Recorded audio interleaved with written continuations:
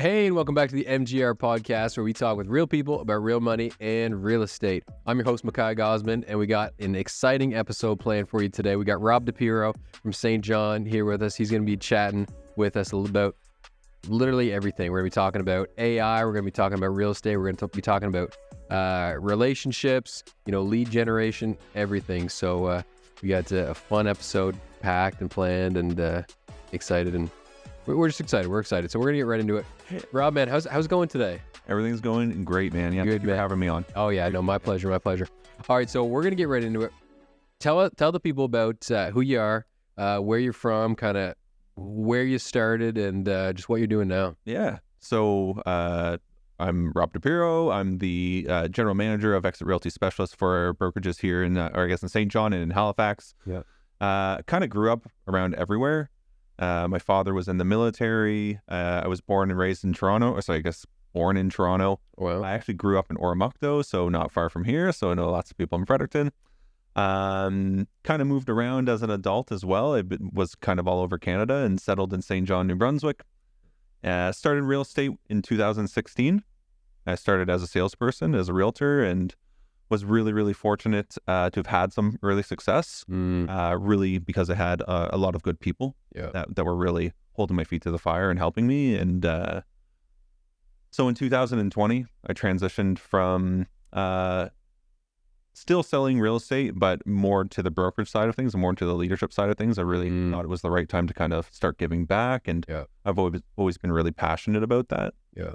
And just opened up a whole world of things that I never even knew existed, and here I am now. Yeah, that's awesome. So you're married, you got a wife, you got some kids. That must be busy. How are you finding that? I like it busy. Yeah. I like it busy. Like, what else am I gonna do? Just sit around and get fat? Well, it's funny. I mean, we've been chatting a little bit just here before we started, and every day there's a couple different kinds of people. There's people that they're like, oh, it's busy, always kind of complaining. And then there's people that they're like, oh, it's slow. But you, just in the past couple minutes, we've been chatting, and every time we've talked about life being busy and stuff, you just almost get filled with excitement, and you've just been you can tell that being busy, being productive, being, effective, and, just staying busy, it energizes you a little bit, doesn't it? Definitely. Yeah. Well, it's fun to do all these things, right?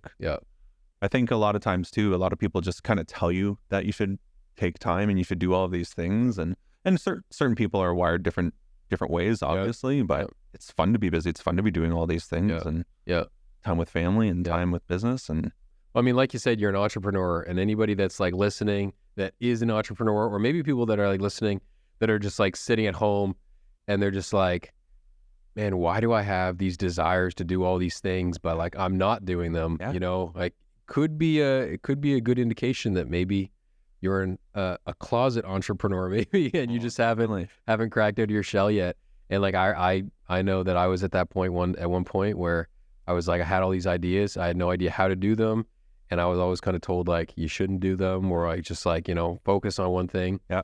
But then until I kind of cracked out of my shell a little bit and then started taking risks, started doing more things, I was man, this energizes me. It feels good. Fulfills you. And you can help more people, and it's just it's awesome. It's awesome. But so tell me a little bit about, so you're with Exit Realty specialists in St. John, which is awesome. I know you enjoy it there, and you've got a great team. I've worked with a lot of guys and gals there, and you got a great team there. So tell me what you're doing now. You've just taken on a new kind of leadership position. So tell me a little bit about that and what your kind of role day to day is, I guess. This industry, this business is just full of opportunity. Yeah. It's crazy how many opportunities, and I would have never guessed that I've been doing these things when I first started. But we had an opportunity to build something very meaningful in Halifax. There's a lot of other brokerages there right now, established. We're looking forward to partnering with them. Yeah. Just go in and help people run their businesses and help people build something meaningful for them and their family. Yeah. So start a brokerage there. We're starting from the ground up. Something special about starting from the ground up too. It's a different energy. Yeah. It's a completely different energy. Everything's fresh. You're always trying to figure things out. Yeah. So we just launched that, I guess earlier this week. It's been a long time in the coming, and we're excited for that. That's awesome. Yeah. Do you have like a goal for 2024 of like where you want to see that brokerage, like in Halifax, or how many agents you want to have, Yeah. or like Yeah. what's the 2024? Are you able to tell me? Or Definitely, I can definitely tell you. So I like to see it go to 40 agents. Okay. I like to see 40. That's probably even just being a little conservative, I think. But 40 good agents doing business. So I say 40 doing at least 75 minimum in GCI insurance. Yeah. So it's good to have 40, but we want them doing business, and huge opportunity, especially with what we do, to kind of bring people either into the business, or help them transition. But yeah. Now, are you seeing? I mean, here in New Brunswick, I know, and especially like in the Fredericton area, we're seeing a lot of like new realtors and stuff like get into it over the past couple of years. Now, I don't really follow the Nova Scotia market as closely, but is it kind of a similar vibe over there, or similar thing happening? I think the same thing's happening all over North America. Yeah. Quite honestly, like, everything I hear is real estate really used to be the job that people did when they retired. It was their second job. Yeah. And young people are the future of real estate, right? The 20-year-olds, the 25, the 30-year-olds, they are the future. And I think what happened was people realized that they could make a career and becoming an entrepreneur was actually a viable career. Yeah. Right. Yeah, exactly. And, the young people have such great energy, right? And are just hardworking, and they understand technology. Yeah. They just have it, right? So we've seen a lot of new realtors in our brokerage in St. John, and it's really just, it's really created this vibe around our office. That's awesome. I remember when I started, I think the average age of agent in my office, I was 31 when I got my license, and average age was probably like 55. Yeah. I was the young guy. the techie guy, right? Even though I wasn't, but I was just seen that way. And now we have agents as young as 20, and that's awesome in the business. But I think that there's this, people kind of paint like the new agents as they're not good, but some of the new agents, I think if you've been doing this for 2 or 3 years, you're still new. Yeah. 5 years, you're still new. Yeah. But I mean, look at what you're doing. I don't know how long you've been in it, but people are just doing amazing things, right? If you're serious and you got it, then you're going to do. Well, that's the thing. Like I just crossed my 2-year mark, like a month ago. And so like I've been doing it for 2 years, and it's like, and I do still feel new. I'm like, okay, I've only been doing this 2 years. Like I'm the new guy. But then it's like, then I kind of almost feel like I've been doing it for a long time, because like there's so many kind of people that have come in after me. Yeah. So it's like, I'm not going to pretend like I've been doing this, forever. Yeah. Because like we've got people in our office that have been doing it 20, 30, 40 years, some of them. But no, it's a lifestyle, man. And it's awesome. Okay. I'm going to ask you a question. Sure. And I don't know if you've heard about it. I'm sure you have. Maybe you haven't. And I don't know if I should like expose it, but Honest Door. Honest Door. Oh. You haven't heard of it? Okay. No, what's Honest Door? So I don't even know if I should talk about this, but so Honest Door is like this new, it's kind of like Property Guys in the sense that you pay, I think, $500, and you can now privately sell and list your home on MLS. Okay, gotcha. Yeah. So like it started in either Alberta or Manitoba, maybe Ontario. I think Alberta. Anyway, and this company, like, I don't know kind of really how they're doing it, but basically you pay $500 and you take your own photos, you do your own write-up, you do your own marketing, you do all the data entry yourself. You pay $500, and then there's like one agent for your area that whose name is on like realtor.ca, whether it's like Carrie or whatever it is. But that's it. That's like your only fee. And then you can list it like yourself on MLS, saving you all these realtor fees and stuff like this. Now, I mean, we've heard of like other companies and other people trying to do similar things like this, and get rid of realtors, because we're overpaid and everything like this, we're useless. Now, if you hear about something like this, okay, like you haven't heard about Honest Door, but like where are you at in like, because a lot of people are always trying to, a lot of agents and like realtors and stuff always feel like they need to justify like where their value is coming from, why the general public actually needs us. And you get some good people, some bad people, but like, Yeah. where are you at with that? Where do you see that going? Like, if that kind of really takes off, Yeah. and like they're in Nova Scotia now, apparently, and then they're supposed to be cracking it in New Brunswick here in the next couple months. Okay. But like, what do you think that would do to realtors and us? And what do you think that's going to do to like just the general like housing market in general? Because like if you get any Joe off the street, listing his house on MLS, who knows what could happen? Yeah. You know what I mean? Yeah. But what are your first thoughts when you hear about that? Okay, so my first thoughts are, I think all models are welcome. People have tried things like this before, so we're all for competition and everything like that. But I think if for the public, I'll go public first. Yeah. If the public, I think it's a horrible idea for them. I think it's very like a lot of risk to it. I think people get so caught up in fees. Yeah. Right? They care more about saving fees than they care about profit. And fees and profit are two separate things. Yeah. Right? Because what realtors do is they create leverage for people so that they can make more profit and so that they can have better terms, easier transactions, less risk. Like if I talked about what a real estate agent really does, what real estate agents do is they create leverage, right? For the people that they represent, whether it's a buyer or a seller.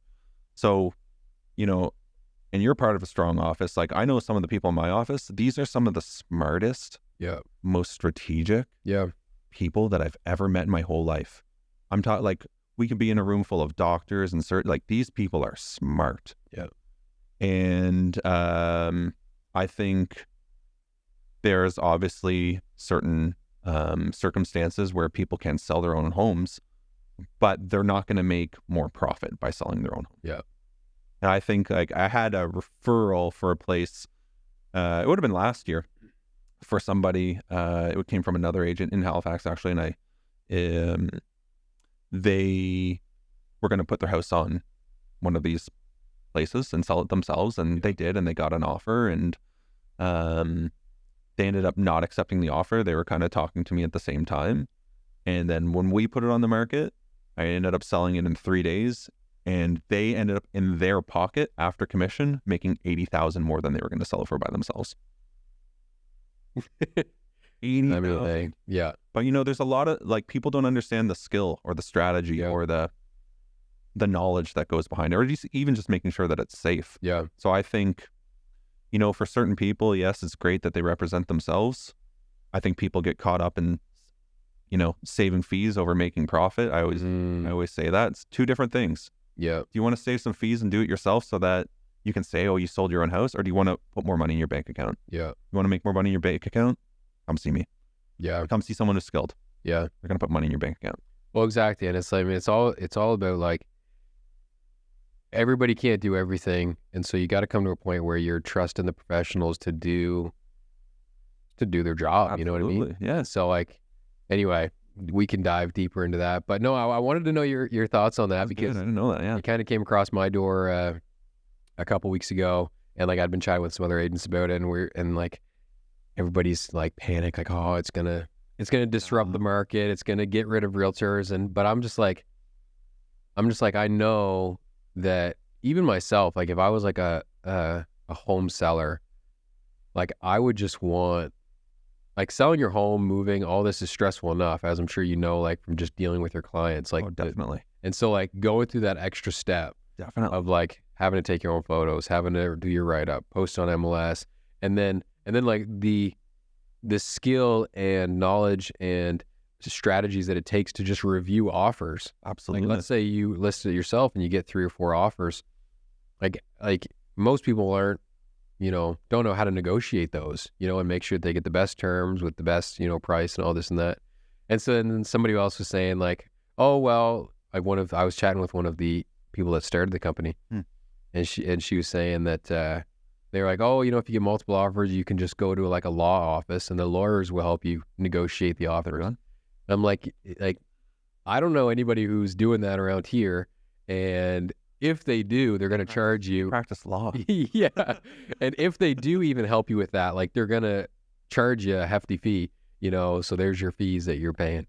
But anyway, I wanted to get your take on that. It just kind of crossed my mind. I was like, I should ask Rob about that. But Yeah. No, I'm not worried about my position. And Those disruptors, that they've been around forever. Like if you've really talked to anybody who's been in this business for a long time, those disruptors at the 3% or the, they call themselves disruptors, they've been around, and maybe they do good in other places, but they don't really stick around here. No.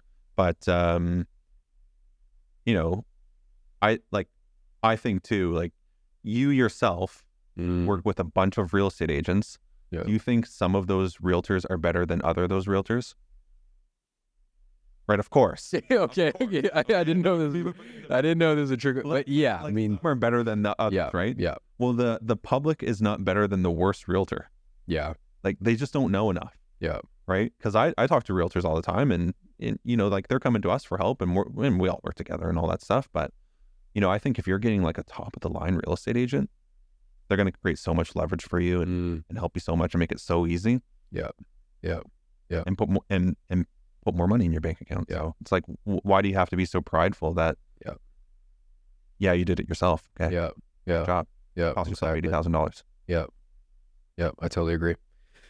Okay, so before we get into some like really cool technical stuff, like some lead generation tactics, AI stuff, marketing strategy and stuff like that, let's chat a little bit about, I always like to ask people how, like, people that have families and stuff, like how they're balancing, work life, what your definition of success is. Like, are you considering, let's say you have the biggest year of your life, you're selling the most homes ever, you're making, the most money in your pocket, but maybe your home life isn't great. Yep. Are you still considering that like a successful year? Or like, what is your definition of like success when it comes to just like big picture, like your life, not even just like work? Yep. So give me a little bit of thoughts. Give me a little bit of your thoughts around that, and just like how you balance work life and what you consider success. So very first thing I say, because people always quote me for work life, I do not believe in work-life balance at all. I do not believe in balance. Yep. Balance means 2 things are equal or 3 things are equal, right? So that's really, really hard to do. As much as you're in your business, you have to be in your family, right? But it's just not practical, right? Or as much as you're with your family, you have to be with your business. Yeah. What I believe we should all strive for is harmony, where your work life integrates with your family and increases your family life, and your family life increases your work life. Yeah. I think that's the real goal. Yeah. So, it's never perfect. Like, there's going to be times that you're going to be with your family because your family needs you, right? Someone gets sick, or you just have a baby, or yeah. Yeah.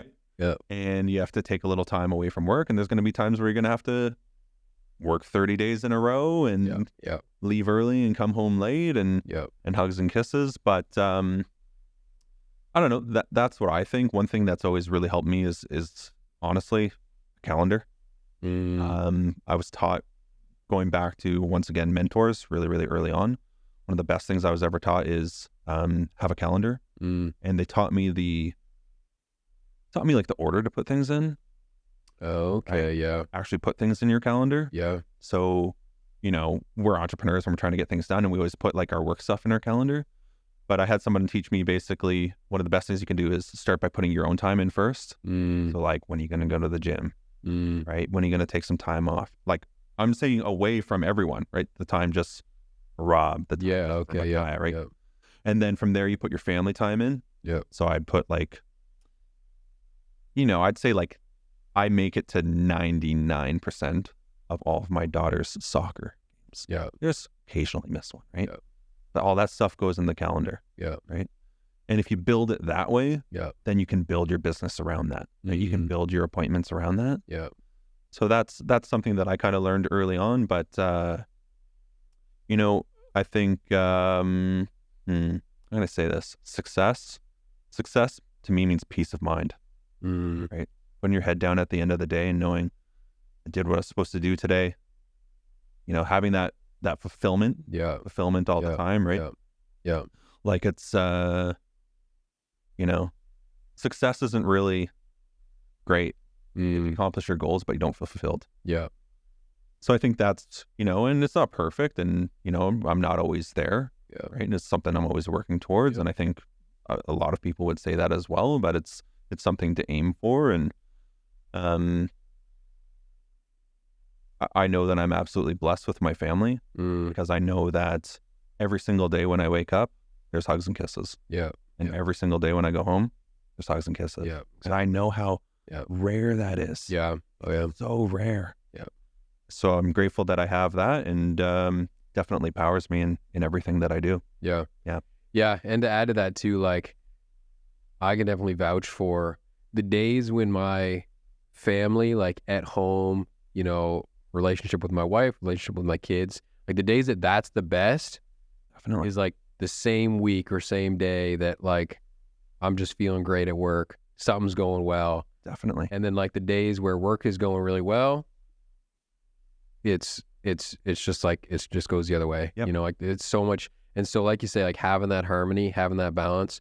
And I mean, it's not easy. Like we're not going to pretend that like, you know, my wife, you know, she's a stay-at-home mom, and she's, you know, she's working a lot harder than I am, but Absolutely. Same here. but like, and like, obviously I don't expect her to always be 100% on the same page as I am, you know, because I'm an entrepreneur and like I want to do all these things. Yeah. And like, you know, obviously I'm running these ideas by her. I'm like, you know, I go through this, blah, blah, blah, blah. And she's like, you know, you're crazy. Like, don't do that. Like, no, like just be happy. Or she's like, just why aren't you happy doing what you're doing? And I'm like, I am happy, but still want to do this. You're wired that way. It's just, and it's hard. It's hard to balance that sometimes and just find that harmony. But, you know, like we were chatting a little bit before, like my wife and I have been together for like about 12 years now. Yeah. And so we've kind of figured out ways to kind of work together in those things. Like she expects that I'm going to come up with all these crazy ideas, you know, and the way that she responds to them, she's learned to be more gentle with me and not just shut me down, you know, day one or, but it's finding that harmony and finding that, and that work-life harmony, balance, you know what I mean? So yeah, that's awesome. Yeah. I remember someone telling me that there's nothing more satisfying than being a good partner and a good father, good parent. Yeah. Right. There's nothing more honorable. Yeah. Than being a good partner. Yeah. Being a good parent. Yeah. Good words. Yeah. Yeah. No, I totally agree with that. But you know what, like back to the success thing, like I just thought of something about that as well. Like one thing that I've really been thinking about recently, like when it comes to success and what that means to me is, I guess it's related to this topic, is this idea of like, what is your best self? Yeah. What is your best self? Like, who do you need to become to be your best self? Yeah. What do you need to do daily? And, you know, like a lot of people think that their best self is, you know, the guy who makes all the money or the guy who is motivated or happy. But your best self is your disciplined self. Yeah. The guy who does it anyways. Yeah. Right? Doesn't matter if you wake up and you have a cold and you have a headache and you roll over, give the wife a hug, give the kids a snuggle, right? Rock them back to sleep. It doesn't matter. Yeah. Get up, go to work, be an absolute monster out there. Doesn't matter how you feel. Just disciplined. So I've been thinking about that a lot lately, is like, and you know, like some of my best days that I can remember, I just felt like trash all day. Yeah. But I laid my head down at night knowing like, did it anyway. Yeah. I went, got the listing, helped the people, went home, cooked my family supper, got down on the floor and played with my dog. Like, and the whole time I felt terrible. Yeah. But I just did it. I know. Yeah. I mean, we could dive into that all day. But that's, just being like the best, version of yourself. And I was listening to a podcast this morning on the way over here, and Ryan Pineda, he's like, he runs like the Wealthy Way podcast, does a bunch of stuff. He was a realtor, and he's one guy that I listen to all the time. But he was saying like, people measure success differently, and a lot of people like measure success by like comparing themselves to like other people, and like they see, you know, Bill Gates, all these random, you know, rich people, and they're like, oh, you know, like I'll be successful once I get to this level, or, you know, once I Grant Cardone 10x my business and buy a jet, you know, I'll be successful. But like being successful is really like looking at yourself, figuring out what the best version of yourself is, and then kind of striving for that, you know, daily, and just kind of, you know, chasing after that, and not I mean, it's hard. I mean, we live in a world that is all about like comparing, people, whether it's just like looking at people on social media or whatever it is. So, I think really spending time like with yourself and really like looking, inward and figuring out what that means like for you and your business and your life and your, work-life harmony kind of thing. Yeah. But, comparison is the thief of joy. Yeah. You ever hear that one? I feel like I've heard something similar, but good one. But that is a good one. That's a good one. I have someone that I've been doing coaching with, and like my coach, and his whole thing is 100% in your vision, right? 100% belief in what you're doing, 100% of the time. That's the goal. Like, what is your vision? Yeah. Right. And then do you believe that? How often? Because we all have these little doubts. 100% in belief, and then time is the multiplier. The more you can be in that, the better you feel, the better you do. Yeah. Wow. Yeah. Yeah. We're gonna have a lot of good little good little clips from this episode, Rob. Yeah. Wow, that's awesome.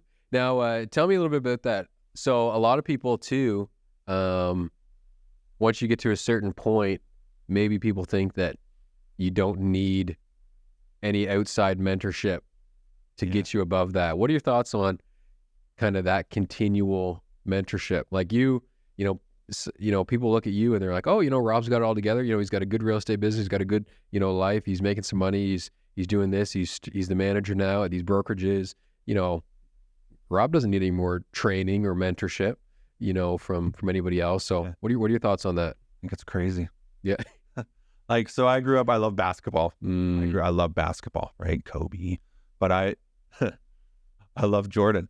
Yeah. Jordan is the best athlete. The person who is the best at his job in the history of jobs. Right? Yeah. Like, you can't argue. Michael Jordan of real estate, right? Yeah. Michael Jordan had trainers. Jordan had a head coach, an assistant coach, a defensive coach, an offensive coach. He had all these people, trainers, people stretching him. And then on his own, he went and hired his own trainer. Yeah. Right. So I just think, it's crazy to think that you know it all. It's impossible to know it all. I think coaches really, they give you ideas, but one of the things that they really do is hold you accountable. Yeah. Like, a good coach really holds you accountable. Yeah. And I was really, really lucky, especially in real estate. I go early on. Like, one of my mentors, Mike McCarron, like, Mike. Okay, Mike sponsored me. Yeah. Mike. Okay, right on. I met Mike. I was working at Swiss LA. I served him chicken. He's like, hey man, you ever think about real estate? Anyways, this is how this happened, right? You have to have a coach. You have to. Yeah. You have to. Yeah. Can't know it all. Yeah. It's just a different point of view. Exactly. Right? Different point of view of someone who's done it before and someone who can say, hey, go left. Yeah. Right. And like, I always think about it. You ever see Star Wars? Yeah. Yeah. All right. You see Star Wars, right? So like, if I'm your coach, you're a Luke Skywalker, right? You're the one swinging the lightsaber. Right. Right? Whoa. I'm Obi-Wan Kenobi. Yeah. I'm the one saying, hey, think about this. Go over here. Right. Yep. So it's kind of like that feel to it, but you need people to do that for you. Yeah. That's awesome. And I think it's important too to have people, like you said, outside the industry as well, outside of what you're doing. Like, I have some realtors in my office that I work closely with that, we kind of hold each other accountable, with our day-to-day, are you checking in with your clients? Are you doing this and that? But then I also have people that are checking in on me like, hey, are you treating your wife properly? Are you spending enough time with your kids? And then I got other people that are saying, are you paying your taxes? Are you taking care of like your business? Looking after each other. Yeah. So, that's huge. I just hope, like, I've been blessed to have a lot of people like in my life that, have been like mentors and held me accountable as well. And I just hope that, I keep that mindset of needing those people, and wanting to have those people, you know what I mean? I always say to my wife, I say, I hope I'm never like that because you know what it is? It's ego. Oh, I made $300,000 last year. I don't need them. No, I don't need them anymore. I'm good. Yeah, they didn't help me that much. That was mostly me. I did that. That's it, right? Yeah. It really was it. It was everything. Yeah. So I always go back to, like, sport. Like, I love sports. I was going to go back to Michael Jordan. Like, he was the best in the world. Yeah. And was He is the most talented overachiever of all time. Most talented Overachiever. Okay. He was talented, Yeah. but he also overachieved. Yeah. He just kept going. He just worked. Yeah. Yeah. So I think that's, if you want to do great things and you want to, leave a legacy and you want to do all these things, then you need other people around you. Yeah. Absolutely. You can't do it alone. Oh, Too you're hard right. to do alone. Yeah. You're right. Yeah. So Rob, we're going to take a quick break. When we come back, we're going to be chatting about AI. We're going to be chatting about lead generation. We're going to be talking about personal brand. We're going to talk about marketing. A lot of fun stuff that I think is going to add a lot of value and be a lot of valuable content for people listening here. So during the break, Rob, you and I were chatting a little bit about New Brunswick real estate and affordable housing, the housing crisis that's going on right now. And we were chatting about it, but I was like, man, we got to dive deeper into this. So let's kind of go back to that. So basically we were talking about how New Brunswick has like kind of skyrocketed in growth in the past 2 years. And you were telling me about some stuff happening like even farther east, in Halifax and Nova Scotia. And just dive into a little bit of that and kind of what's happening like in the province and why we need and what we need to help it. Like, do we need development or whatever? What do we need? So I just off the top of my mind, I would say, we have a housing crisis. More importantly, we have an affordable housing crisis, right? And one of the things that our local areas and our governments are really, really focused on is growing the population. Yeah. Right. So here in New Brunswick, Nova Scotia, we have the lowest cost of living in the country. So a lot of these people are coming here because of cost of living, but also quality of life. Hear that all the time, right? You've heard it over the last couple of years. Quality of life, right? Don't want to be in the traffic. Don't want to do all that. Yeah. So one of the problems that exists with that is finding, that missing middle of affordable housing. Yeah. And, people are afraid of the market crashing or going down, but right now we don't have enough housing for the people who even live here. Yeah. Right. So what we were talking about was, in a bigger city like Halifax, there's actually people that are sleeping in their cars and sleeping in tents. And these aren't unemployed people. These are people who are working and have jobs, but they can't afford an apartment or they can't afford a place to live. Yeah. It's This crazy. is the real crisis that we're in right now is there's not enough places for the people. Yeah. So I think what we'll see here probably in New Brunswick is, and I think it's what we have been seeing, is people migrating even from Halifax to St. John or Halifax or Moncton into all these places as well. So now we're kind of getting like this closing effect from both sides. Yeah. Yeah. I mean, because especially like Moncton, St. John, like they're not far from, Halifax and like these bigger cities, just a little farther over. So, Jobs, hospitals. I mean, we'd love to have some more people come in, like some more nurses, some more contractors and stuff. So, come on in if you want. But, obviously we don't know everything. We don't have the solution. Yeah. But like, what's going to help this? Like, do we just need people to come and just build a ton more like affordable housing? Yeah. The thing I hear the most out there right now is there's not enough skilled laborers. Yeah. So it's not that people don't have the money or the ambition to do these things. It's that there's actually not enough people to work. There's not enough people to swing a hammer. There's not enough people to paint. There's not enough people to do the landscaping. People don't do those jobs. No. Right. So everything that I hear is that there's a big focus on skilled laborers. For a long time, there was a big focus on people with money, right? Entrepreneurs and people with money to come into the country and come into the province. And now their focus is really on bringing in people who are laborers. Yeah. Yeah. So, that seems to be part of the solution, is building that. Infrastructure is very, very important, right? You need water, you need roads, you need lights, you need electricity, you need all of those things. So, the planning from our leaders is very, very important. Then we just need people to take risks. Yeah. I think, if you've seen any multi-units go up or apartment buildings go up, you probably know that they're full pretty quick. Yeah. Right? Like they're filling up pretty quick. Yeah. I don't know exactly what the right answer is, but you know, I'm tied in with some people that talk about that stuff. But I know there's a big focus on skilled laborers. Yeah. Big focus. Yeah. That's huge. So I mean, if you're listening to this and you can swing a hammer, A lot of opportunity. Well, it used to be that people used to leave New Brunswick, right? It was the retirement province. Yeah. It was the retirement province. I know in St. John, we were losing, I think for 20 years or something like that, an average of 500 people a year would leave. It was negative 500. Wow. Until COVID started. And now we're growing, right? So now we're bigger than we've ever been. So it's quite the difference. We need people that are working. People used to go out west and work in the oil rigs, and they used to do all the labor jobs there. And now it's kind of switched back to over here. So it's interesting how it happens, but yeah, that's what we need. Yeah.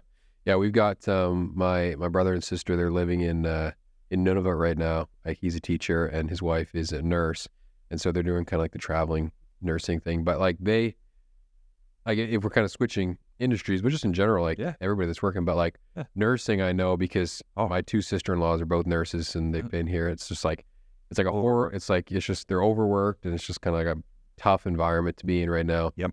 But like, we're paying people, like New Brunswick is now a place where you can travel to go and work. And like, I think, and we're seeing that too with contractors. They're giving like incentives to construction companies or contractors to kind of come in and do work here.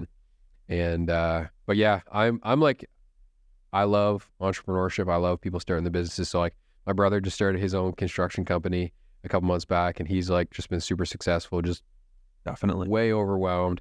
I got another buddy that just opened up his own, he's an electrician. He just opened up his own electrician company, just completely flat out, you know, busy as could be.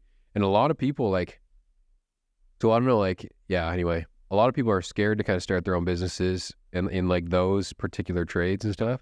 But I mean, like, I say what I hear is it's the only way to make money in those trades. Yeah. Is to be self-employed, right? And work, have your own business. Yeah. But you can do really well. I mean, and if you're looking to, if you have a skill like that and you want to start a business in that, come to New Brunswick, man. Come to Fredericton, come to St. John. That's it. We'll make sure you stay busy. I have a friend, I actually grew up with him here in Oromocto. We went to high school together. We used to work together at the Lincoln Big Stop. Yeah. And he lived in Dartmouth for a while, and he came to St. John. He called me one day, said, I want to open my contracting business. And he's been wildly successful just because he does good work. Yeah. You know, he's very personable. He follows up with people. But like he's booked a year out. I talked to him the other day. I was like, when do you have availability? He's like, man, I can't book for the next year. Yeah. So there's huge opportunity for people who want to work, right? Wow. Yeah. All right. So that's a little bit on affordable housing, New Brunswick, what's going on, and just maybe just a little spark that'll, you know, if somebody's listening, they're trying to figure out the next place to invest, the next place to work. Definitely. You know, definitely consider New Brunswick. Definitely. It's a great place. We love it here. But so let's talk about lead generation. Let's kind of switch directions and go into the marketing lead generation, you know, whether it's for just business in general or maybe we can talk for realtors specifically. Yeah. Let's just dive into that. So what, if you're willing to share, what are some things that you're doing yourself, some of the things that you're recommending, you know, maybe newer agents, experienced agents do to help with lead generation? And like, I'm sure a lot of these things can be used in across different like fields and industries and stuff. Like, I'm sure like lawyers and law offices could use similar lead generation strategies to grow their businesses and stuff. So give me a little bit about that. There should be, yeah. So I just think, like I say to the people that I'm close with all the time, the question I always ask is, what do real estate agents do? You really boiled it down. Yeah. What do real estate agents do? Lead generation. This is what real estate agents do. Oh, this is what they do. Yeah, lead generation. That's right. Yeah, that's what they do. Yeah, right. But if you really boiled it down a little bit further, real estate agents talk to people about real estate. Yeah. That's what we do. We talk to people about real estate. Yeah. So when it comes to lead generation, I find a lot of times people are always looking for the one. Like, what's the best one? What's the best one?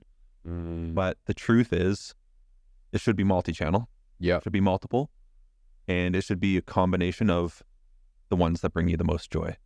Because, like, you know yourself, when you're doing this stuff, you're doing it so much over, it's so repetitive. Oh yeah. It will bring the joy. You might think that door knocking is the best one, but if it doesn't spark that in you, Yep. right? Yep. Getting face to face with somebody, you're not going to do it. So Yep. I always encourage people that there is no right one, there is no wrong one, there is no best one.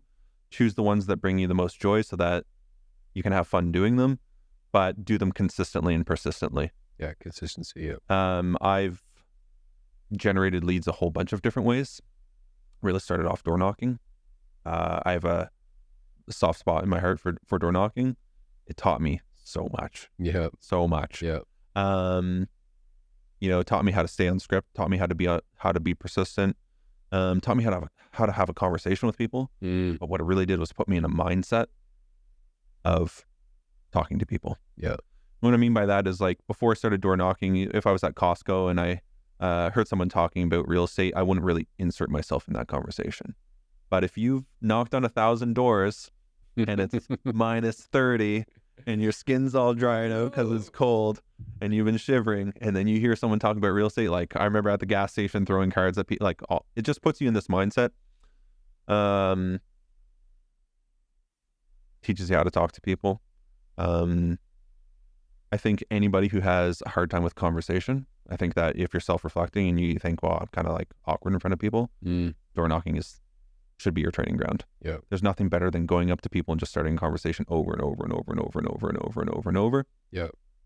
I did internet leads for a long time. I was part of a team that did internet leads. We were kind of the first people to do that. Not the first people, but to really, really do it at scale.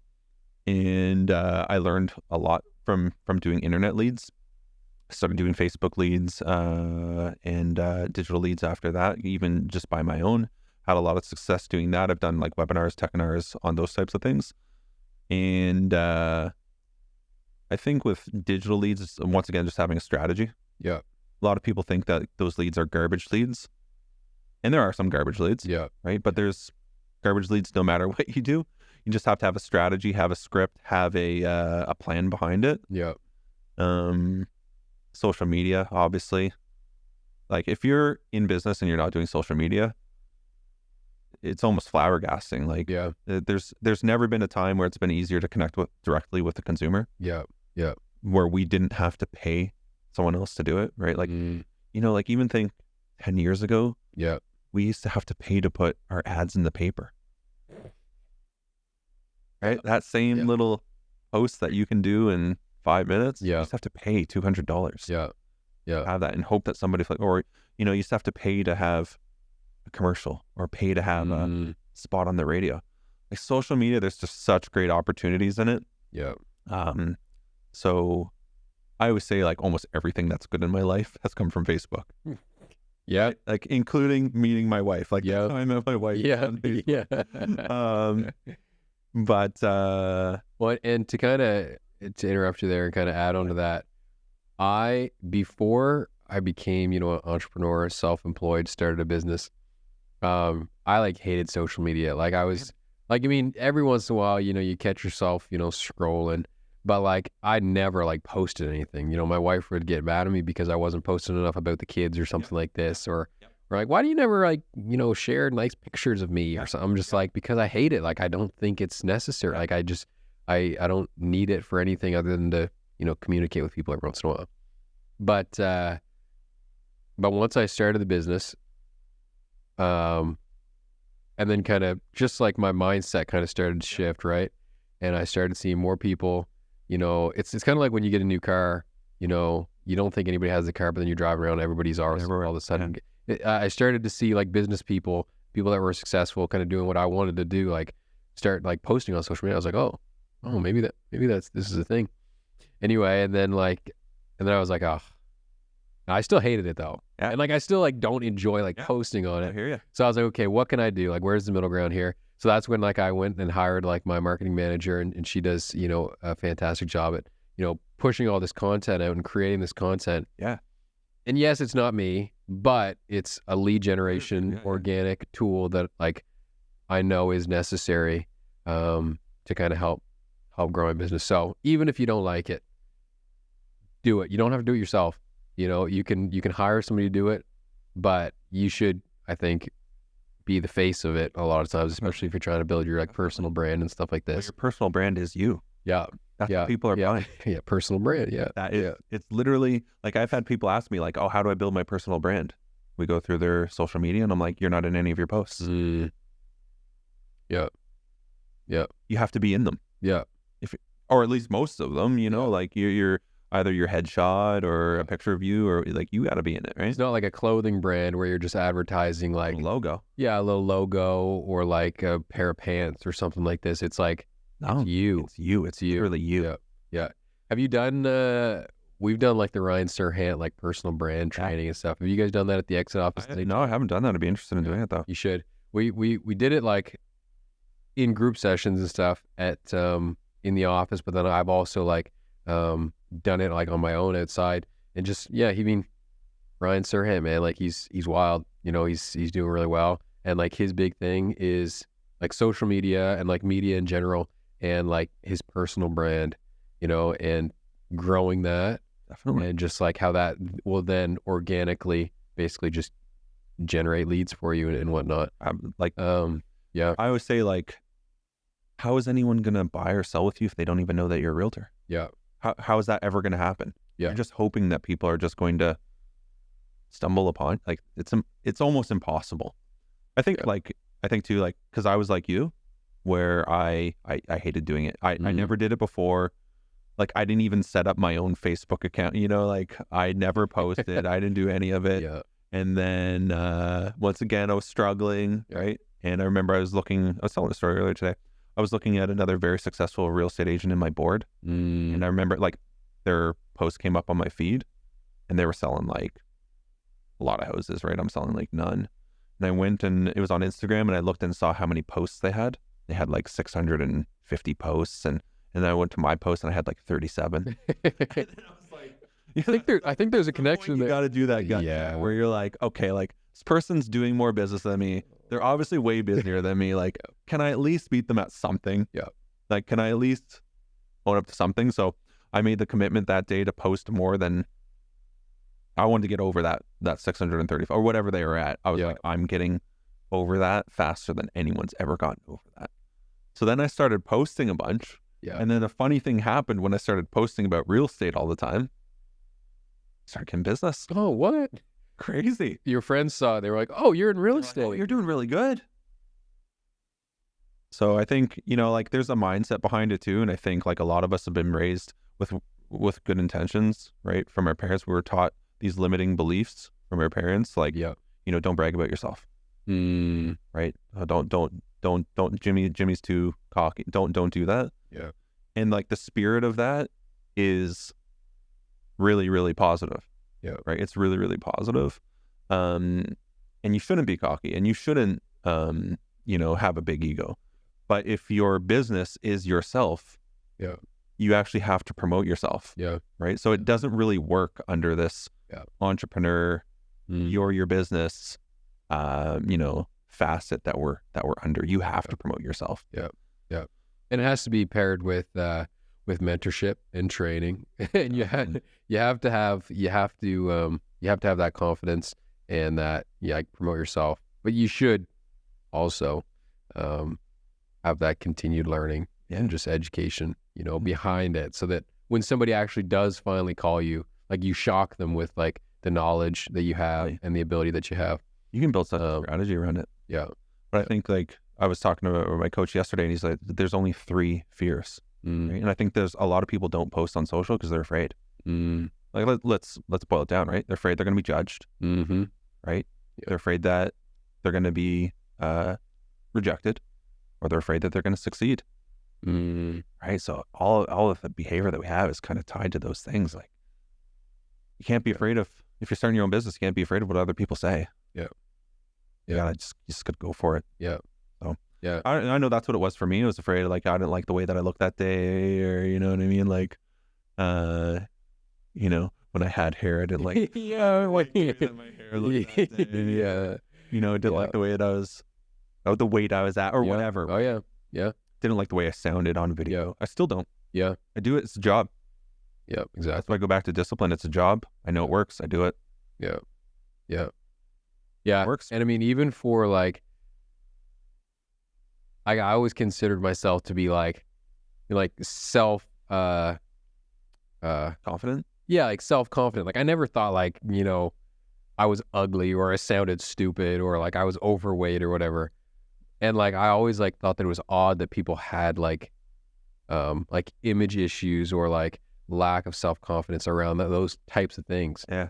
And it wasn't until I started posting content on social media when I got hit with that. And I was like, oh man, like I kind of look weird in that. Like, oh, I should have turned here, or like, oh man, like why does my voice sound like that? But like, and like, yeah, it's a constant battle, but it's, like you say, it's a job, it's work, it's what you got to do, and it pays off. It's not always pretty. Yeah. And I mean, at the end of the day, like it's not your fault if people are judging you, right? Like you're not doing anything wrong by, maybe your hair being messed up or something like this. It's just like, and I just keep reminding myself, like, look, if somebody wants to judge me and make fun of me, like whatever, it's easy for me to shake those people off. But like, I start like looking at myself and like judging myself, because you're seeing yourself from a different light. Yeah. You know what I mean? But yeah, just stay consistent with it. Keep doing it. Have to. It's going to pay off. You're going to see the results of it. And yeah. But I think there's just so much influence behind it too. Yeah. Like if you like that's what we do. We're influencers. We influence people to use our services. Yeah. That's what we do. Yeah. Right. So you're either talking about it or you're not. Yeah.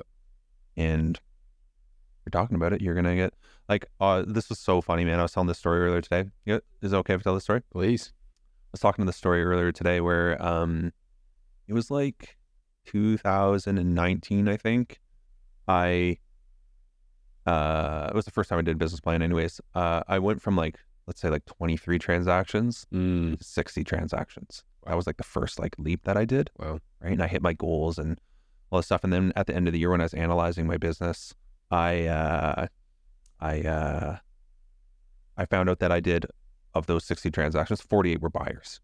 Doing 100 houses a week. Wow. Leaving at 8 a.m., not coming back till 9 p.m. Like, because this is what it was then, right? Yeah. Like showing houses. And then I remember I would always I wanted to become a listing agent.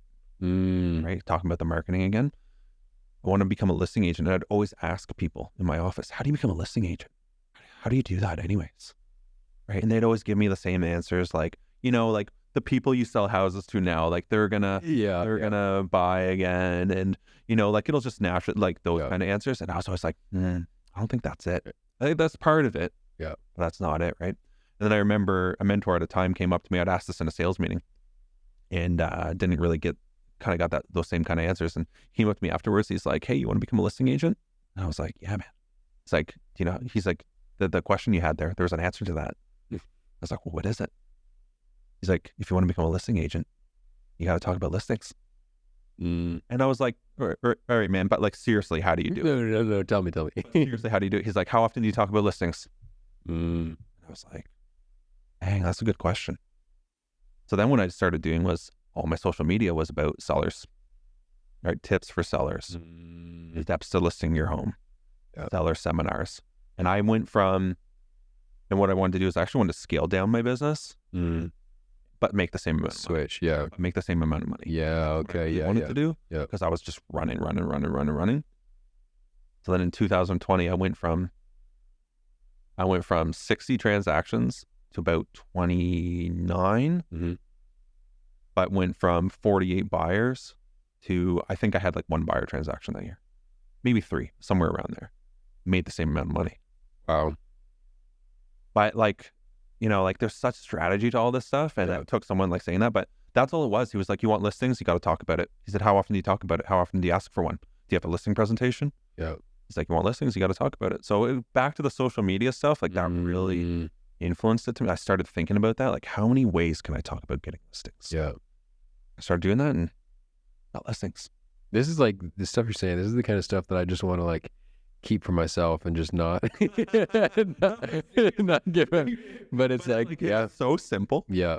So I was like, seriously, man, how do you do it? And this guy does, I'd say right now, somewhere between 150 and 200 transactions a year. Part of another brand. I was just like, what's the answer? Yeah, that's awesome. I've got a guy that I work with, and like his big thing and his big goal for 2024 is like get more listings. Yep. Mine is so what I enjoy doing. I don't enjoy listings as much, and I see the value. I got another follow-up question to this, but I want to specialize in like multifamily commercial stuff, buying and selling, but mostly on the buying side, because I just love like negotiating like contracts for my buyers and like just like bullying people and like, you know what I mean? And getting people to come down from 80,000 to 10,000 or but like, so I kind of want to specialize in multifamily and commercial real estate, but like specifically, like I think I'm better at like the buying side of things. Yep. That being said, what do you think? I feel like I know the answer to this, but maybe I'm wrong, and maybe I'm just like playing like reverse psychology in my head. But what do you think is better for long-term growth? Is it better to be a buying agent because once you sell these houses to your buyers, then maybe they'll sell again and you'll get that business? Or is it better to be a selling agent because it's easier to generate new leads from listings? Yeah. Like what do you think? Well, the terminology, the saying is list to last, right? Yeah. Like when you have listings, you essentially employ people to come to work for you. Yeah. Right.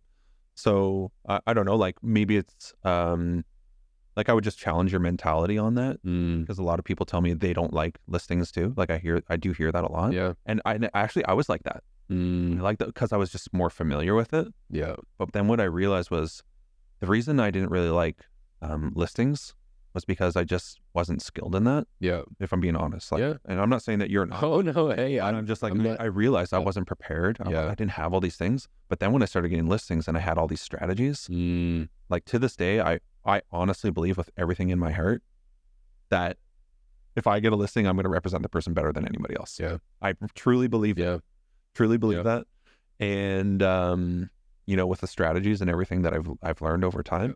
So I don't know if I guess I kind of challenge you in your mentality on that, but I think long-term success, really, if you're thinking that way, one of the best things you can do is niche down.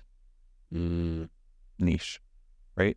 Look after all the people that you're supposed to look at, because you're still going to want listings. You're still going to want them to resell with you. Yeah. Stay in contact with them. But like,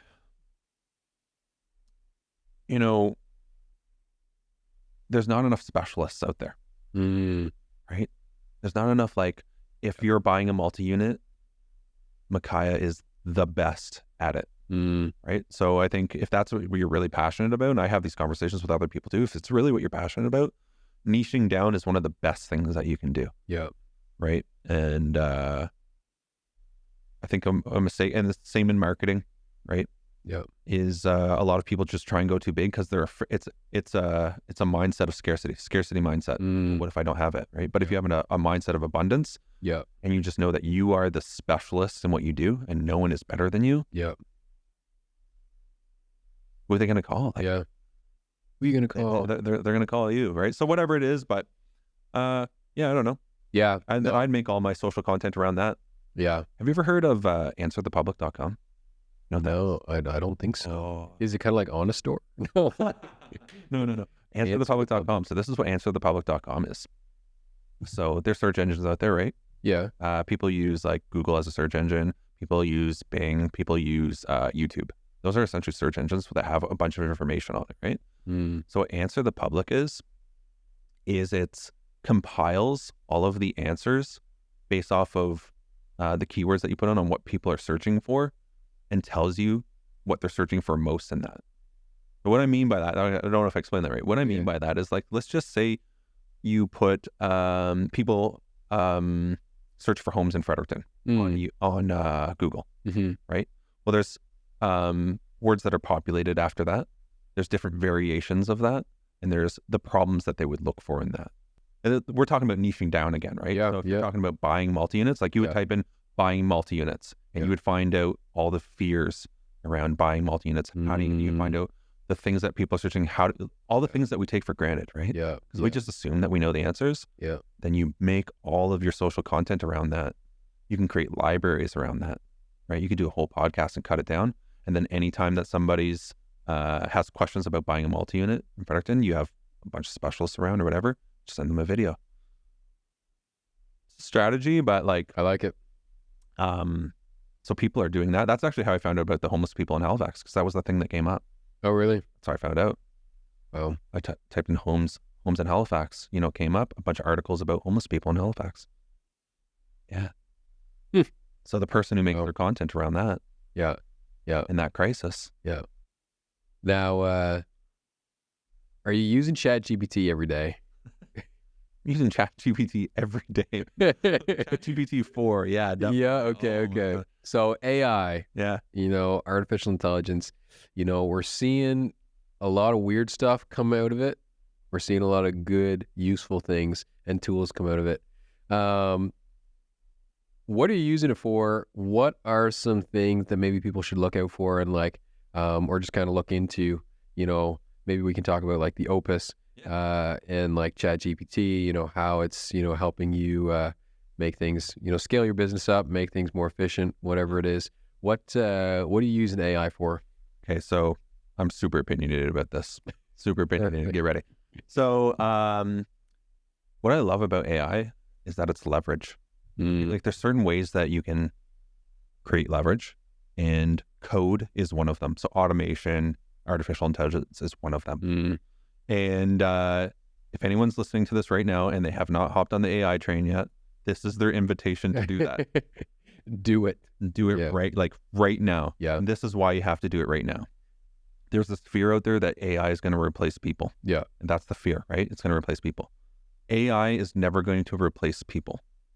People that use AI are going to replace people who do not use AI. Yeah. That's what's going to happen. So like the best analogy I have is, let's say 100 years ago, there were farmers that were planting their crops by hand. Yeah. Right? They were planting and everything was good. And that's the way that you did it. Yeah. And then one day somebody invented a tractor, right? And a bunch of farmers said, I don't like the tractor. I don't like that. And the tractor allowed them to plant more seeds faster.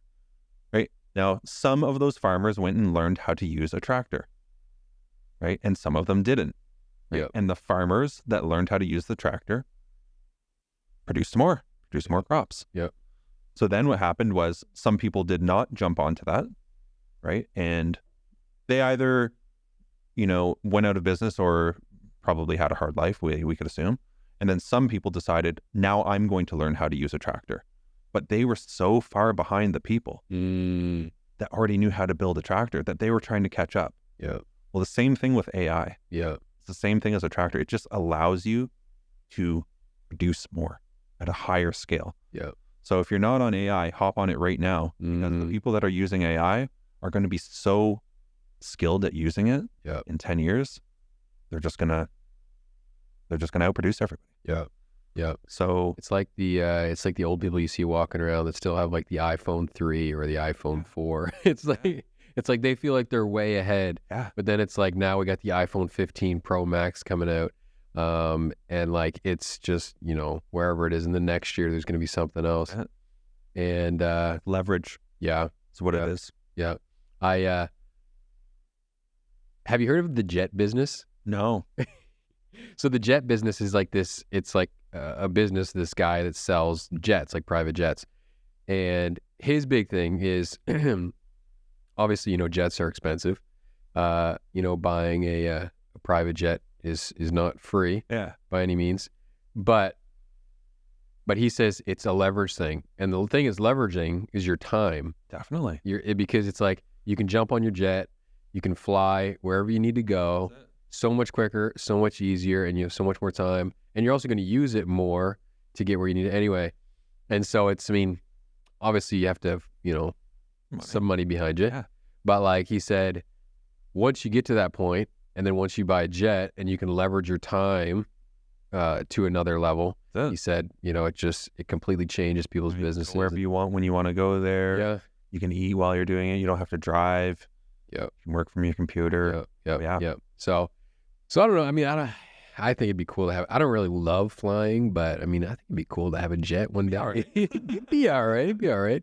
But anyway, yeah. It's another one of these things that you're leveraging. Like in this case, it's like a time thing. It's like you're not like, you're not buying he said, you're not buying a jet as an investment because you're not like gaining appreciation on it. You know, you're not making money on it, but you are gaining your time, which is in a lot of cases more valuable than whatever. That's what artificial intelligence is. Yeah. Like when you used to spend, 20, 30 minutes doing a write-up for your clients, give me not as good. Yeah. Give me a 500 character write-up about a bungalow with 3 bedrooms, view of the water, and they just spits out this beautiful, we shouldn't tell our clients that that's all we do, but, it's not all we do, but you have to, like, if you're not leveraging it, you're just not doing it as good. Exactly. Like flat out. Yep. I know some people have that pride with them, like, oh, I did it. It's all myself. But and I think like the fear is being inauthentic, and that's not what I'm saying is being authentic. It should be you. Yeah. But it provides so much leverage. Yeah. Yeah. And I'm using ChatGPT for almost everything. Yeah. Oh man, a couple months ago, or like, I don't know when it first came out, like you'd use it for like your real estate write-ups, but now like I'm using it like to plan vacations, everything, to search everything. And now that it has like the, I think it uses like Bing as like the main search engine for ChatGPT, to search the internet. You can use it to actually like search stuff now. And so it's got so much more information. Unreal. It's like, you're stupid if you're not using it. You know what I mean? It's crazy. I mean, nobody's stupid, but I mean, you're just, Can I give a couple examples of the way that I use it? Please do. All right. So these might just be small things, but I used ChatGPT 4 to create about 160 email templates that I put into my CRM to make a drip campaign that were all based off of Tom Ferry videos, all based off of real estate trainers, their ideas. I literally just popped that link in there, said, give me the best content from this. Wow. Give me ideas about how to help sellers sell their home. And I created 160 templates. Took me about 3 hours. Put them all into automation. Now I have automation built into my CRM that actually has value to people, real value, because that's what they actually care about. It's the stuff that they actually care about. But I repurposed it for them. So that's just one idea to create all your templates. I've used it for social media plan, right, on how to post, ask it questions. I the other day, this was a cool one. If you have technical problems, right? Like I was trying to connect my Instagram page to my Facebook page. It wouldn't connect. And I'm like pretty... your way around tech. Yeah. Way around. Yeah. And I was staying up at night. I could not figure this out. Like I'm saying, like for months. Oh no. I'm posting them both separately, and it was driving me crazy. And I'm going around in circles. And then I remember one night, it's like 11 o'clock at night. I'm trying to figure this out. And then that little code comes up. You can't connect and you have to do this, this, and this. And there's this little error code on it. And I'm like searching the web. I can't find it. Anyways, I have this idea. Screen capped that. I threw it into ChatGPT 4. The screenshot. Yeah. I said, turn this into search the web and find step-by-step instructions on how to fix this. No way. And it went, gave me step-by-step instructions, and it worked. Wow. So like, even you think about if you're not... I didn't even know that you could put like I didn't know that you could like put pictures and stuff in there. Like we got a printer in the office the other day. I took a picture of it. I was like, teach me how to set this up. And it just went... Wow. It's crazy. So like, that's what I'm saying. Like you could take, and I don't know, but you could take a picture of your fridge, say what, my fridge is acting weird. Let me fix it. So I use it for stuff like that. I think if you're an entrepreneur, one of the things that I always struggled with is I get a lot of contact information. Like imagine you're at an open house or you're at a, an event and you're getting business cards or something like that. I was in Toronto, I guess last week. And I did this where I was collecting people's business cards, and I used to have to go into my CRM and manually input that in. Yeah. I literally put all the business cards, I laid them on the floor, and I stood on my hotel bed, and I took a picture of them, threw it into ChatGPT. I was like, turn this into a CSV file for me. It turned it all into a CSV file. Took all the names, numbers, like everything. Are we writing this down? I put it into my CRM. Oh my goodness, man. 2 hours before. I put it in. I'm talking for drip campaigns. Most like complex things that I've had to do is I had like a list of like no, what did I do? I went into like Planet, like Service New Brunswick, copied like a bunch of like names and addresses in just like a random order. Yep. And then like I said, like make this into like an Excel sheet for me that has like a column for first name, column for last name, column for address. And like that in itself like saved me tons of time. Oh, crazy. And so I was like, man, this is kind of cool. But that's like basically the extent of what I've done. But that's, It's basically a virtual assistant. If you use it that way, it's basically an assistant that knows everything. Yeah. That knows everything. Yeah. Like I'm really big on it. I have it, even sometimes like if there's something that I want to learn, let's just say a YouTube video and it's 30 minutes long. I don't really know if I'm going to watch it or not. I'll throw that link in there. I'll be like, summarize this for me. Tell me the main points that it talks about. And then I'll read the points. Then I'll watch the video, man, based off of like I got to get into this more. Pretty unreal. I just made with AI, for a brokerage. It took me, I did it myself because it was real estate specific. Like we have a VA, but this was so real estate specific that I wanted to make sure that I had my eyes and my hands on it. But I made 200 posts, Instagram posts for a brokerage in about an hour and a half using ChatGPT and batch create on Canva. Wow. So that's basically, 3 posts a week, 3 reels a week, Monday, Wednesday, Friday for the next year. Done. Wait, so it made like videos? It made like videos? Yeah, I took like a reel template. Yeah. In like reels, you know what I mean? And then I did like, how like people do like quotes? Yeah. Put a little quotes thing in the middle. But I got the reel background so that it gets the algorithm of the reels. Hence seller tips, buyer tips. Yeah. I put that in there and I batch created them. So if you put that all into a CSV, you can go into ChatGPT, say, make me 200 seller tips, right? And then some of them, they're not all first round draft picks, right? Yeah. So you have to go through that. Something you're going to change, right? Yeah. But it'll make all that. And then I took that, I said, turn it into a CSV file for me. Turn it into a CSV file. Went to Canva. And if you have a Canva Pro account, there's this button called batch create. So what you do is you pick your template and you get your template the way that you want with your branding, right? Yeah. Branded to you. And then there's a thing called bulk create where you actually upload that CSV file. You select the field that you want it to change and it will make that many posts for you, but change the words in them. Wow. So if you want to do seller tips or something like that, you would say, I want all my seller tips for next year. And it's, your template with your face on it and your logo and all that. But you want to say different words. Yeah. You can do that in like 10 minutes. And I'm talking about.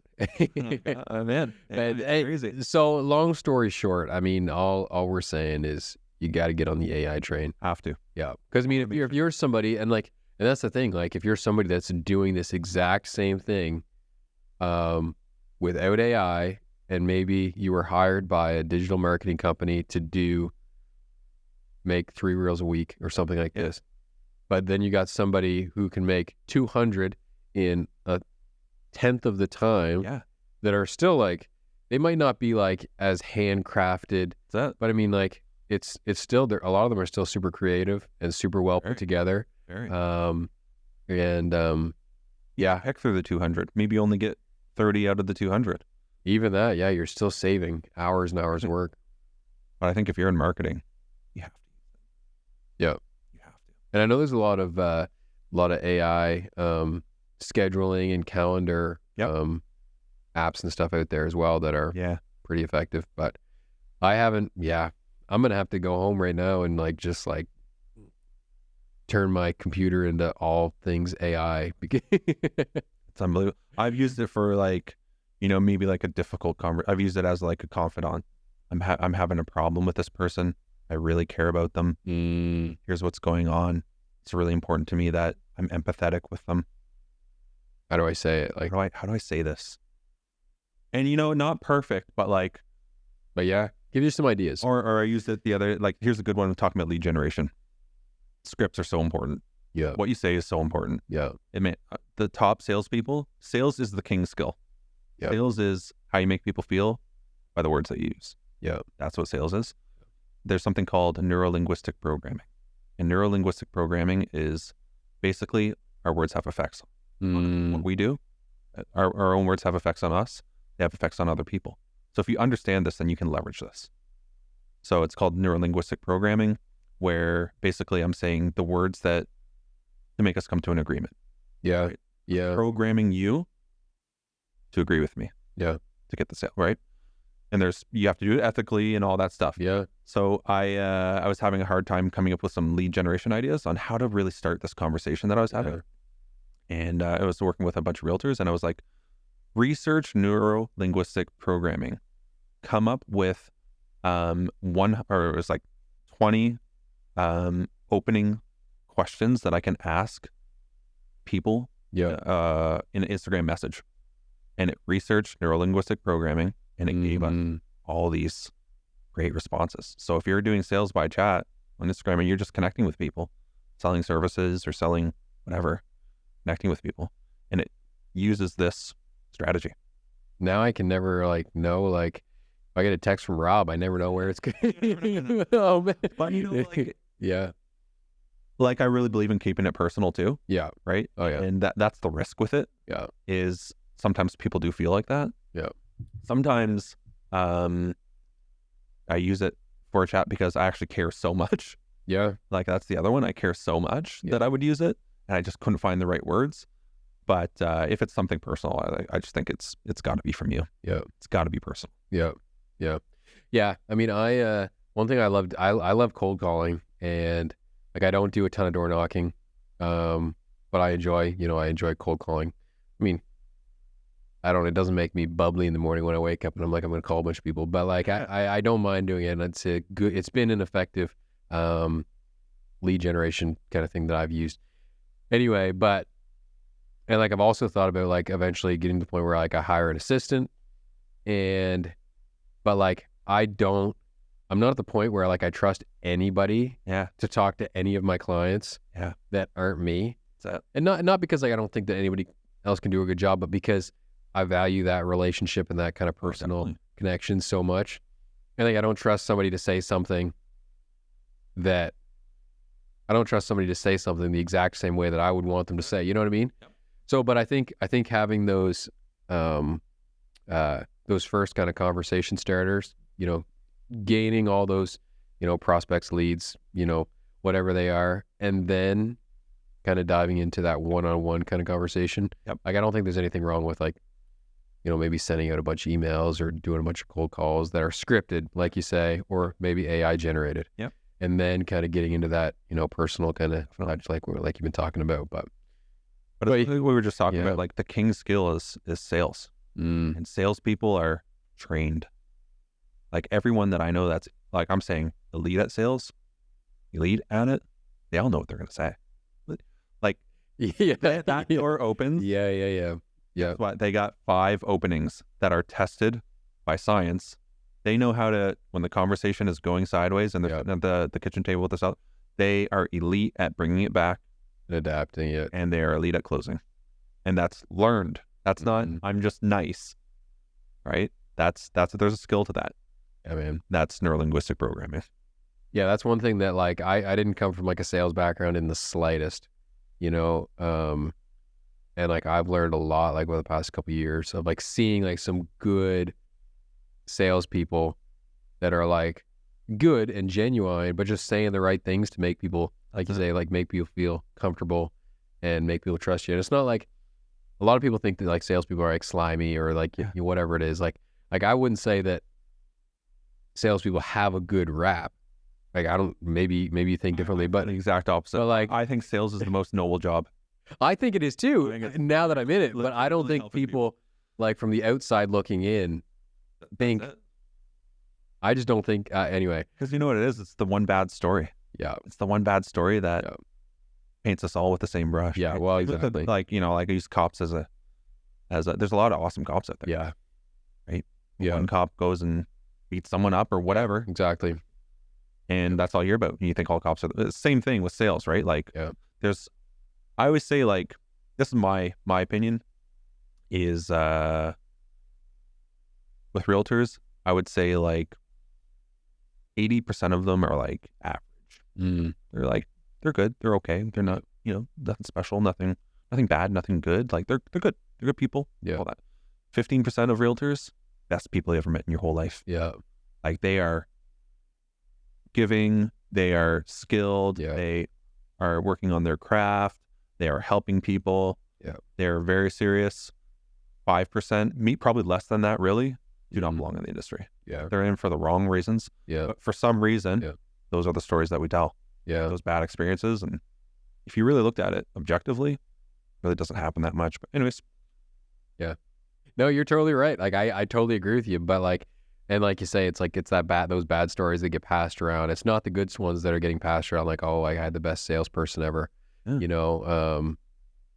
But like from when I joined the industry, like before I got into anything sales, like I didn't think that people would look highly of you because you're a salesperson. You know what I mean? I know.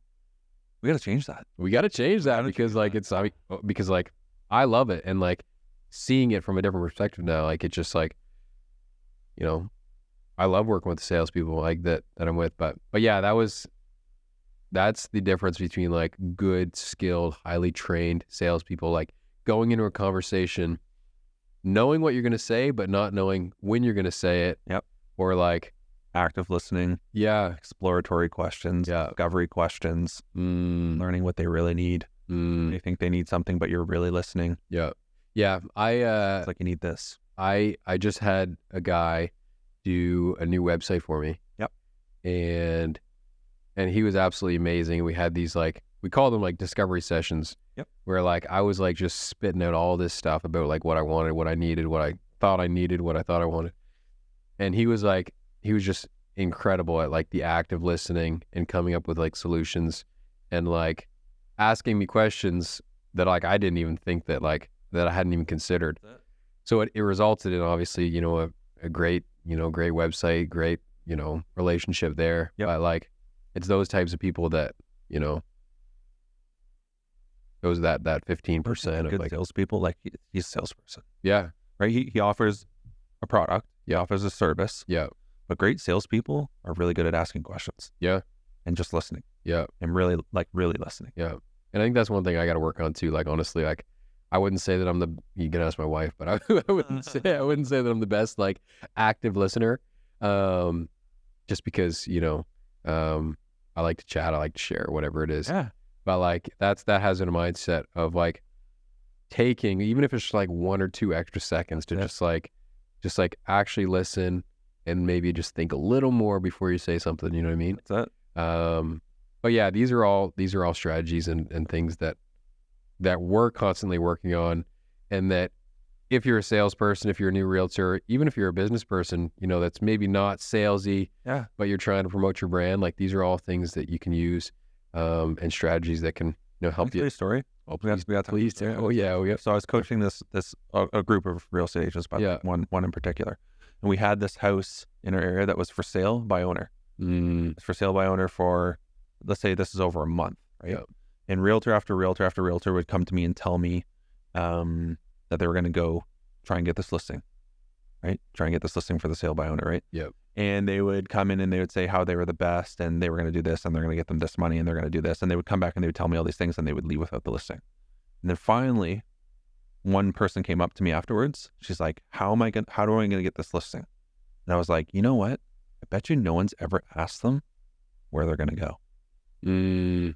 I said, I bet you no one's. Yeah. They pick up the phone. They start saying everything that they're going to do. I said, just go in there and say, there's only one thing that's important to me. Just tell me what you're going to do with this money when you sell this house. Yeah. She did that. Got the listing. Yeah. But it was that, you know, the listening, it was the questions that got her the listing. Yeah. Not that I'm the best. They felt like, okay, she understands and I can trust her. That's what they really want. Yeah. Yeah. Absolutely. Absolutely. Well, Rob, I really appreciate you coming on here, man, today. And we're definitely going to have you back because there's a lot more stuff that I want to talk about. But for now, that's it. If you have any questions for myself, you can definitely check out my website at gosman.ca and get in touch. Rob, how can people, if they want to get in touch with you, how can they do that? Yeah, I think Facebook, Instagram is really the best way. Yeah. You can follow me, Rob DePiro, or you know, at Rob DePiro on Instagram. Yeah. Best way. Shoot me a message. Yeah. Yeah. Awesome. Cool, man. Well, it was great to have you on. If you have any topics that you want us to chat about, then check out my website, gosman.ca, and get in touch. Anyway, but that's it. Thank you so much. We'll see you later. Thanks so much for tuning in. If you have any questions or want to learn more, feel free to check out my website at gosman.ca. Wherever you're listening from, leave me a 5-star review and let me know what you'd like to see in future episodes. Also, if you're a buyer or a seller and looking for some guidance in this ever-changing real estate market, I want to work with you. So get in touch today through my website at gosman.ca, or you can search Mackay Gosman Realtor on Google and get connected with me through any of my social media platforms. Thanks so much. We'll catch you on the next episode.